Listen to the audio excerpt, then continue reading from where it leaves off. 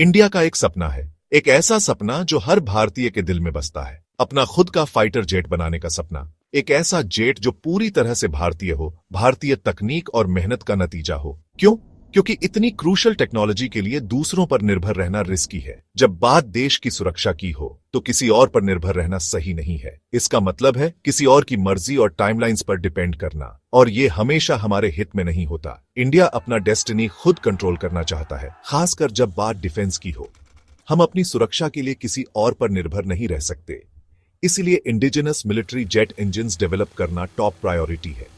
ये सिर्फ एक तकनीकी उपलब्धि नहीं है, बल्कि आत्मनिर्भरता की दिशा में एक बड़ा कदम है। ये सिर्फ प्राइड की बात नहीं है, ये सेल्फ रिलायंस की बात है। ये हमारे आत्मसम्मान और आत्मनिर्भरता का प्रतीक है। अपनी इंजन टेक्नोलॉजी के साथ इंडिया किसी और पर डिपेंड किए बिना अपने जेट्स बना और मेंटेन कर सकता है। ये हमें और भी मजबूत और सुरक्षित बनाता है। इसका मतलब है फास्टर अपग्रेड्स, क्विकर रिपेयर्स और सबसे इंपॉर्टेंट इंटरनेशनल आर्म्स डील्स के कंस्ट्रेंट से आजादी। ये हमारे लिए एक नई शुरुआत है, एक नया युग। इंडिया और फ्रांस की दोस्ती स्ट्रांग है, खासकर डिफेंस के मामले में।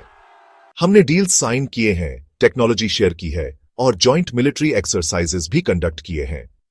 रफाल डील, जहां इंडिया ने फ्रांस से 36 एडवांस्ड फाइटर जेट्स खरीदे, इस पार्टनरशिप का एक शाइनिंग एग्जाम्पल है।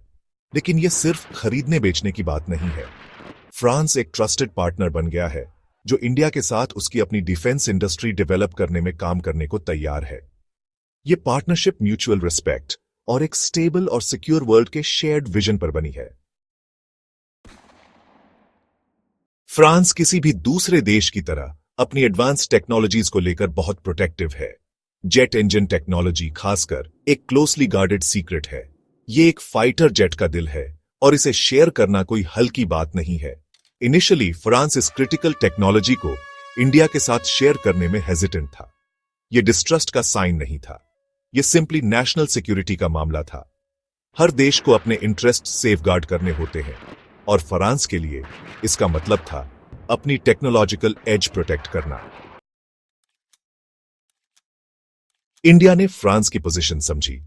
इंजन टेक्नोलॉजी अप फ्रंट मांगने से पूरी रिलेशनशिप खतरे में पड़ सकती थी। इंडिया ने एक अलग रास्ता चुना। Strategic patience, focus trust build करने पर था, पार्टनरशिप को डीपन करने पर और यह प्रूव करने पर कि इंडिया एक रिलायबल और रिस्पॉन्सिबल पार्टनर है। इस अप्रोच के लिए पेशेंस और अंडरस्टैंडिंग की जरूरत थी। इसका मतलब था यह एक्सेप्ट करना कि कुछ चीजों में टाइम लगता है, लेकिन इंडिया लॉन्ग गेम खेल रहा था, यह जानते हुए कि ट्रस्ट की एक strong foundation eventually greater cooperation की तरफ ले जाएगी। सेक्शन 5 टेक ट्रांसफर, एक कॉम्प्लेक्स डांस। टेक्नोलॉजी शेयर करना उतना सिंपल नहीं है जितना एक ब्लूप्रिंट हैंडओवर करना। इसमें नॉलेज ट्रांसफर करना, पर्सनल ट्रेन करना और कॉम्प्लेक्स मैन्युफैक्चरिंग प्रोसेसेस सेटअप करना शामिल है। इसमें इंटेलेक्चुअल प्रॉपर्टी राइट्स और इंटरनेशनल अग्रीमेंट्स के वेब को नेविगेट करना भी शामिल है। फिर नेशनल सिक्योरिटी कंसर्न्स भी है। एडवांस्ड टेक्नोलॉजीज का इस्तेमाल डिफेंसिव और ऑफेंसिव पर्पसेस दोनों के लिए किया जा सकता है। कंट्रीज अंडरस्टैंडेबली ऐसी सेंसिटिव इंफॉर्मेशन शेयर करने को लेकर कॉशियस होते हैं, क्योंकि पोटेंशियली इसका इस्तेमाल फ्यूचर में उनके खिलाफ किया जा सकता है। सेक्शन 6 दूसरे रास्ते एक्सप्लोर करना, एक मल्टी प्रोंग्ड अप्रोच। यह एक कॉम्प्रिहेंसिव स्ट्रैटेजी है जो कई डिमेंशंस को कवर करती है। फ्रांस के साथ अपने रिलेशनशिप को पेशेंटली नर्चर करते हुए इंडिया ने डिप्लोमैटिक और स्ट्रेटेजिक टाइज को मजबूत किया है। इंडिया ने सारे एग्स एक ही बास्केट में नहीं रखे। उसने डाइवर्सिफाइड अप्रोच अपनाई है, जिससे उसकी डिपेंडेंसी कम हो। उसने अपनी जेट इंजन टेक्नोलॉजी डेवलप करने के लिए दूसरे एवेन्यूज एक्सप्लोर करना जारी रखा। यह एक लॉन्ग टर्म विजन का हिस्सा है। इसमें दूसरे कंट्रीज के साथ कोलैबोरेट करना और डोमेस्टिक रिसर्च एंड डेवलपमेंट में हेविली इन्वेस्ट करना शामिल था। यह कोलैबोरेशन म्यूचुअल बेनिफिट्स पर आधारित है। डीआरडीओ, इंडिया का premier defence research organisation, indigenous jet engines develop करने पर टायरलेसली काम कर रहा है। हालांकि चैलेंजेस रहे हैं, सिग्निफिकेंट प्रोग्रेस हुई है। डीआरडीओ की एफर्ट्स ने इंडिया को ग्लोबल मैप पर एक अलग पहचान दी है। इंडिया इस टेक्नोलॉजी में मास्टर करने के लिए डिटर्मिन्ड है और इसके लिए डेडिकेटेड साइंटिस्ट्स और इंजीनियर्स दिन रात मेहनत कर रहे हैं और इस गोल को अचीव करने के लिए हर पॉसिबल ऑप्शन एक्सप्लोर कर रहा है। यह जर्नी इनोवेशन और परसिवियरेंस की है जो इंडिया को एक सेल्फ रिलायंट नेशन बनाने की दिशा में ले जा रही है। सेक्शन 7 हवा में एक ब्रेक थ्रू फ्रांस का ऑनफर। एक मेजर डेवलपमेंट में फ्रांस ने रिसेंटली अपनी 5th generation fighter jet engine technology India के साथ शेयर करने का ऑफर दिया है। यह ऑफर इंडिया के डिफेंस कैपेबिलिटीज को सिग्निफिकेंटली एनहांस कर सकता है और उसे एक नई स्ट्रेटेजिक एज दे सकता है। यह फ्रांस के स्टैंस में एक सिग्निफिकेंट शिफ्ट है और दोनों नेशंस के बीच ग्रोइंग ट्रस्ट और स्ट्रेटेजिक अलाइनमेंट का प्रमाण है। इस कदम से दोनों देशों के बीच डिफेंस कोऑपरेशन और भी मजबूत होगा। यह ऑफर सिर्फ इंजन्स के बारे में नहीं है, इसमें एडवांस्ड एवियोनिक्स, रेडर सिस्टम्स और अन्य क्रिटिकल टेक्नोलॉजीज भी शामिल हैं जो मॉडर्न वॉरफेयर में क्रूशल हैं। यह डिफेंस टेक्नोलॉजी में एक डीपर पार्टनरशिप के बारे में है। यह कोलैबोरेशन दोनों देशों के इंजीनियर्स और साइंटिस्ट्स को एक साथ लाएगा, जिससे नए इनोवेशंस और एडवांसमेंट्स की संभावनाएं बढ़ेंगी। यह फ्रांस द्वारा इंडिया को ग्लोबल डिफेंस अरीना में एक मेजर प्लेयर और एक ऐसे पार्टनर के रूप में रिकॉग्नाइज करने का संकेत देता है जो उसकी मोस्ट एडवांस्ड टेक्नोलॉजीज शेयर करने के योग्य है। इस पार्टनरशिप से न केवल दोनों देशों की मिलिट्री स्ट्रेंथ बढ़ेगी, बल्कि ग्लोबल सिक्योरिटी डायनामिक्स पर भी इसका पॉजिटिव इंपैक्ट पड़ेगा। Section 8 make in India taking flight. यह ऑफर प्रधानमंत्री मोदी के मेक इन इंडिया विजन के साथ परफेक्टली अलाइन करता है। 5th generation engine technology access करके इंडिया न सिर्फ अपने एडवांस्ड फाइटर जेट्स बिल्ड कर सकता है, बल्कि डिफेंस मैन्युफैक्चरिंग का एक हब भी बन सकता है।